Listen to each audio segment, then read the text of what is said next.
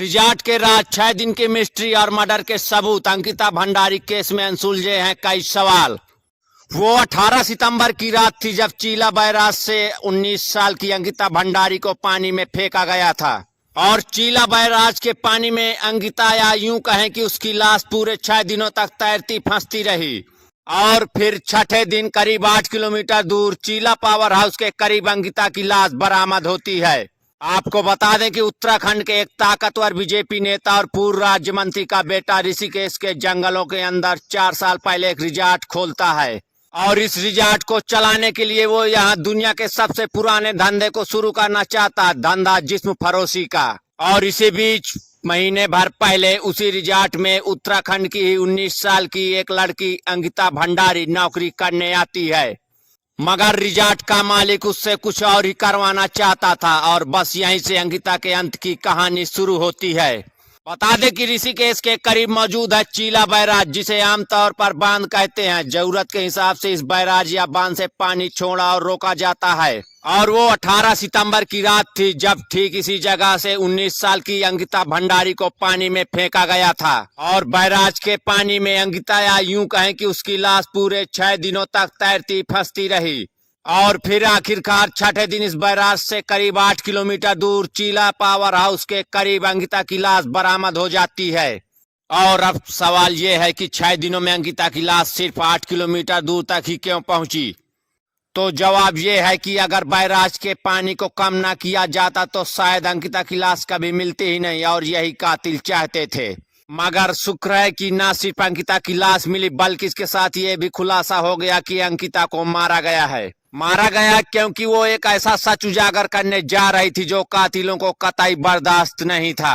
बता दें कि उत्तराखंड के पौड़ी इलाके में एक गांव है श्रीकोट, उसी गांव में अंकिता पैदा हुई थी। अंकिता का परिवार वहीं रहता और 12वीं पास करने के बाद अंकिता ने होटल मैनेजमेंट का कोर्स किया था, लेकिन इसी दौरान लोग कोरोना की चपेट में थे और इसका असर अंकिता और उसके परिवार पर भी पड़ा। और अब जब कोरोना का कहर थोड़ा कम होने लगा तो उत्तराखंड में भी सैलानी वापस आने लगे थे। लिहाजा होटल मैनेजमेंट का कोर्स पूरा करने के बाद पिछले महीने ही 18 अगस्त को अंकिता ने हरिद्वार से करीब 8 किलोमीटर दूर वनतारा रिजॉर्ट में अपनी पहली नौकरी बतौर रिसेप्शनिस्ट ज्वाइन की। बता दें कि उस रिजॉर्ट से अंकिता के घर और गांव की दूरी करीब 150 किलोमीटर है, लिहाजा रोज आना जाना मुमकिन नहीं था और ऐसे में अंकिता उसी रिजॉर्ट में एक कमरे में रहने लगी। अंकिता को रिजॉर्ट में नौकरी करते हुए पूरा 1 महीना हो चुका था और ठीक 1 महीने बाद 18 सितंबर की रात अंकिता अचानक गायब हो जाती है। पूरी रात बीत जाती है और अंकिता की गुमशुदगी की किसी को भनक तक नहीं लगती है।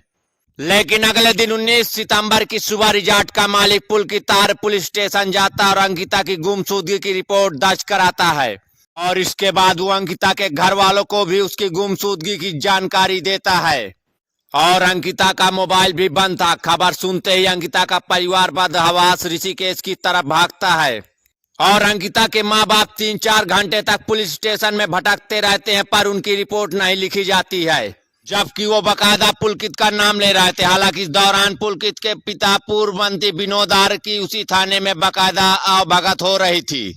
लेकिन उत्तराखंड की पुलिस की बेरुखी को देखकर अब अंकिता का परिवार डीएम के पास पहुंचता है और डीएम पुलिस को आदेश देते हैं और इसके बाद 22 सितंबर को पहली बार पुलिस एफआईआर लिखती है।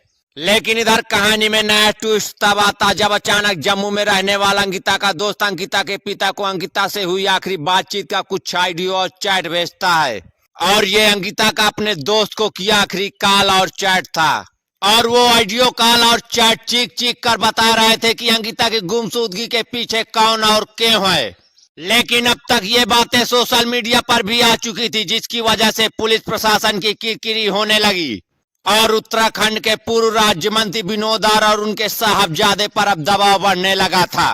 लिहाजा देहरादून से हुक्म हुआ और 23 सितंबर को पूर्व मंत्री जी के बेटे पुलकित रिजॉर्ट का मैनेजर सौरभ भास्कर और एक और स्टाफ अंकित गुप्ता को गिरफ्तार कर लिया गया। पर सवाल अब भी अपनी जगह कायम था कि अंकिता कहाँ है। जवाब पुलकित और उसका स्टाफ ही दे सकता था, लेकिन शाम होते होते पुलकित ने अपना मुंह खोल ही दिया। फिर उसने अंकिता का पूरा सच बताया 18 सितंबर की शाम पुलकित और अंकिता के बीच झगड़ा हुआ और अंकिता का गुस्सा शांत करने के लिए पुलकित उसे अपने साथ ऋषिकेश ले गया और 4 लोग एक स्कूटी और एक बाइक पर गए थे। रिसॉर्ट से करीब 8 किलोमीटर दूर चीला बैराज के करीब चारों रुके और वहां पुलकित और उसके स्टाफ ने शराब पी। कुछ देर रुकने के बाद चारों वापस लौटने लगे, लेकिन तभी अंकिता फिर भड़क उठी और एक बार फिर पुलकित के साथ उसका झगड़ा हुआ। तब ये लोग बैराज के किनारे खड़े थे, नीचे बैराज का पानी बह रहा था। झगड़े के दौरान अचानक पुलकित ने अंकिता को धक्का दिया, जिससे वो बैराज में जा गिरी, मगर इसके बावजूद तीनों उसे बचाने की बजाय स्कूटी और बाइक पर वापस रिसॉर्ट की तरफ चल पड़ते हैं। लेकिन इत्तेफाक से रास्ते में एक जगह सीसीटीवी कैमरा लगा था और इस कैमरे की तस्वीरें पुलिस की कब्जे में हैं और कैमरे की फुटेज में साफ दिख रहा है कि चीला बैराज जाते वक्त स्कूटी और बाइक पर 4 लोग थे, मगर लौटते वक्त सिर्फ 3। अंकिता गायब थी और पूरी रात गुजारने के बाद पुलकित ने खुद ही पुलिस स्टेशन जाकर अंकिता की गुमशुदगी की रिपोर्ट लिखा दी ताकि कोई उस पर शक न करे। उत्तर भारत टाइम्स के लिए ब्यूरो रिपोर्ट।